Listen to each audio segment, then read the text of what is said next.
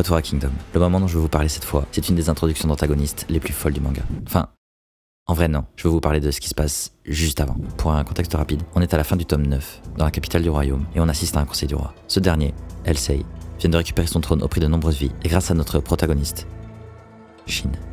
Sauf qu'une fois le pouvoir récupéré, il réalise que tout roi qu'il est, il est qu'un ado face à son grand chancelier, Ryo, qui gère le royaume à sa place depuis des années. Ce dernier contrôle la quasi-totalité de l'armée et a tenté plusieurs fois de faire assassiner Sei. Et là, il y a un servant qui fait irruption dans la salle pour leur annoncer que le chancelier Ryo vient d'arriver, avec toute sa suite et ses généraux. Aïe. Alors la salle se prépare à l'accueillir, en silence.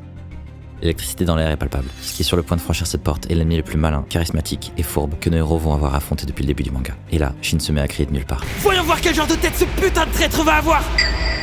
Cette intervention va avoir pour conséquence de remonter le moral de toute la salle. Leurs regards convergent vers la porte et ils sont tous prêts à faire face à ce qui s'apprête à entrer.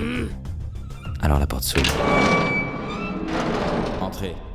Et...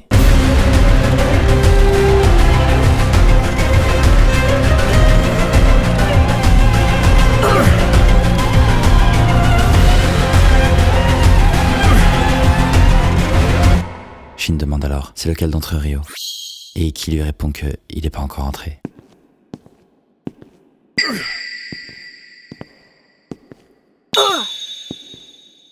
Ryo, je vais pas vous montrer son apparition. Pour ça, je vous laisse aller lire le manga.